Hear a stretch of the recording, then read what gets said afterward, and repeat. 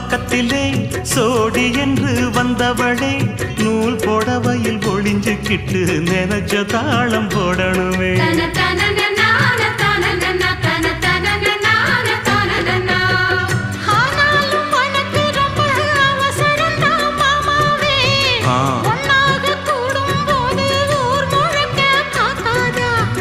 பார்த்தாலும் தவறு இல்ல பனியுறங்கும் ரோசாவே உன்னால சொத்த வச்ச மூக்குலதான் வைக்காதா.